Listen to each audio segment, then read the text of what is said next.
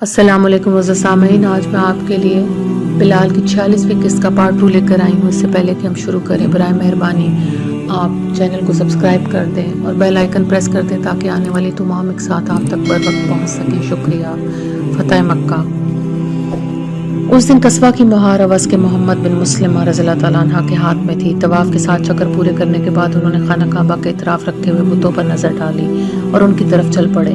ہر بت کے پاس گئے اور اسے اپنے دستے مبارک میں پکڑی ہوئی کمان کی نوک سے گراتے گئے، ساتھ ساتھ کہتے جاتے تھے، حق آ گیا ہے اور باطل فرار ہو گیا ہے۔ بے شک باطل کو فرار ہی ہونا تھا۔ اطراف کے بتوں کو گرانے کے بعد وہ خانہ کعبہ کے سامنے رکھے ہوئے بت ہبل کے پاس گئے اور اسے گرا کر توڑنے کا حکم دیا۔ اس کے بعد انہوں نے فرمایا کہ سب بتوں کو نظر آتش کر دیا جائے۔ ساتھ ہی شہر میں منادی کروا دی کہ جس گھر میں بت رکھے ہوئے ہیں وہ لا کر باقی بتوں کے ساتھ جلا دیے جائیں۔ مشرکین عرب کے تمام خداؤں کی مجموعی خدائی مطاف میں ملبے کا ڈھیر بنی ہوئی تھی، جس میں جگہ جگہ آگ بھڑکی ہوئی تھی۔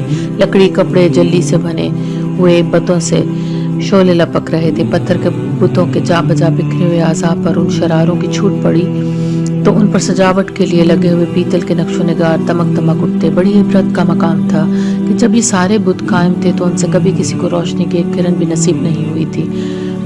اولو الحبل کا نعرہ لگانے والا آج کوئی نہیں تھا جو ان سے مرادیں مانگے۔ مرادیں پوری کرنا تو درکنار، وہ آج اپنی مدد کرنے سے بھی قاصر تھا۔ اس کے جا بجا بکھرے ہوئے ٹکڑے آگ میں دہک رہے تھے۔ بتوں کے پجاری آج اپنی بے بس خداؤں کی فرضی معبودیت کے حصار سے نکل کر معبود واحد لا شریک کے جوار رحمت میں اس کے رسول برحق صلی اللہ علیہ وسلم کے ساتھ اتنی بلندیوں پر پہنچ چکے تھے جہاں انہیں اپنے جھوٹے خداؤں کی باقیات پر ترس کھانے کا بھی دماغ نہیں تھا۔ ان بتوں کو یہیں جلتا چھوڑ کر حضور صلی اللہ علیہ وسلم نے قصبہ کا رخ صفا کی طرف موڑ دیا۔ وہاں پہنچ کر انہوں نے وہاں رکھے ہوئے عیساف کے بت کو توڑ کر جانے کا حکم دیا۔ پھر مروہ کی پہاڑی کا رخ فرمایا۔ یہاں نائلہ کا بت نصب تھا، یہ بت بھی حضور صلی اللہ علیہ وسلم کے حکم پر توڑ کر گرا دیا گیا۔ عیساف اور نائلہ کے ٹکڑے بھی حضور صلی اللہ علیہ وسلم کے ارشاد کے مطابق مطاف میں جلتے ہوئے دیگر بتوں کے ساتھ جلتی آگ میں پھینک دیے گئے۔ مروہ پر قائم نائلہ کا بت وہ مقام تھا جہاں مشرکین ذبح کیا کرتے تھے۔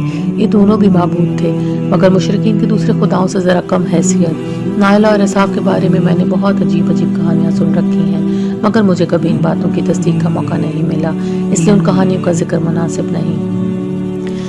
اب حدود حرم میں صرف ایک بت نظر آ رہا تھا، سارے بتوں سے بڑا پیتل کا بنا ہوا۔ یہ بنو خزاعہ کا معبود تھا اور خانہ کعبہ کی چھت پر لوہے کی بیخوں سے نصب تھا۔ میں نے سنا ہے یہ بنو خزاعہ ہی تھے جن کے خوش فہم بزرگ صدیوں پہلے شام سے ہبل کا بت لے کر آئے تھے اور یوں ان کی کج فہمی سے عربستان میں بت پرستی کی ابتدا ہوئی۔ حضور صلی اللہ علیہ وسلم نے ایک نظر بنو خزاعہ کے بت کو دیکھا اور قصبہ سے اتر کر علی رضی اللہ تعالیٰ عنہ سے کہا کہ وہ کعبے کی دیوار کے ساتھ بیٹھ جائیں۔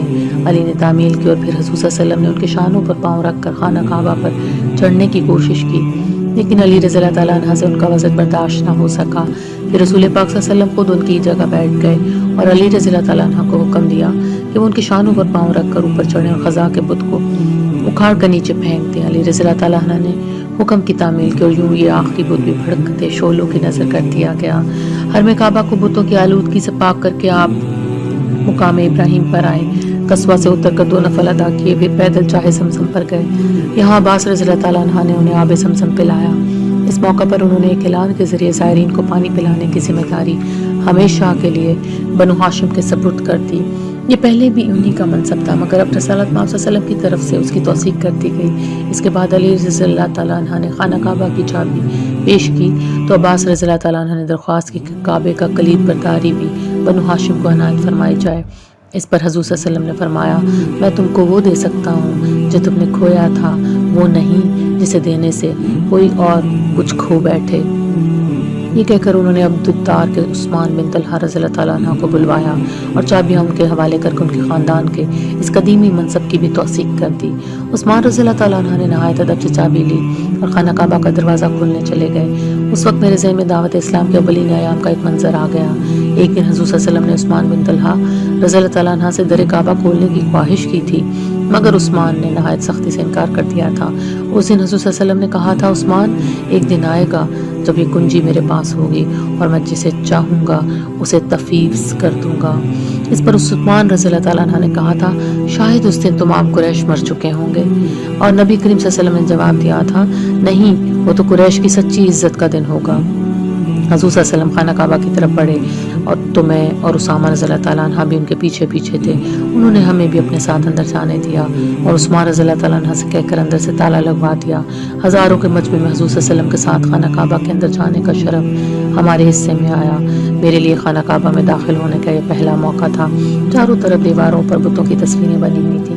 حضرت ابراہیم علیہ السلام اور حضرت اسماعیل علیہ السلام کی مورتیں بھی بنی ہوئی تھیں۔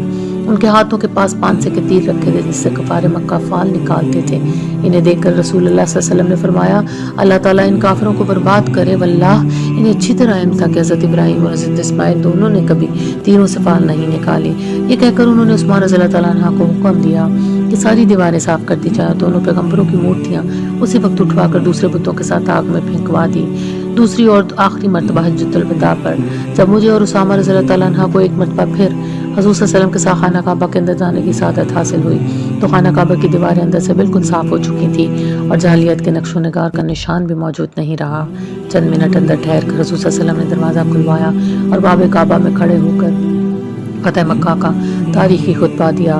میں اور اسامہ رضی اللہ تعالیٰ عنہ آپ کے پیچھے کھڑے حاضرین اور ان کے چہروں کے تاثرات دیکھ رہے تھے۔ اس وقت تک حرم کعبہ لوگوں سے بھر چکا تھا۔ حضور صلی اللہ علیہ وسلم نے اللہ جل شانہ کی حمد کی، پھر اس کا شکر ادا کیا اور اس نے اسلام کو باطل کی تمام قوتیں کے مقابلے میں سرخرو کیا۔ خطبے میں لا تثریب علیکم اليوم یغفر اللہ لکم وہو ارحم الراحمین کے الفاظ ادا ہوئے تو چاروں طرف سناٹا چھا گیا۔ وہ ہو گیا جس کے لوگوں کو توقع نہیں تھی۔ اس سناٹے میں بھی ان کے الفاظ پاسکش سنائی دے رہی تھی، بلکہ سناٹا ختم ہونے کے بعد بھی لوگوں کے ذہنوں پر سرور کائنات صلی اللہ علیہ وسلم کے ان الفاظ کا طلسم چھایا ہی رہا۔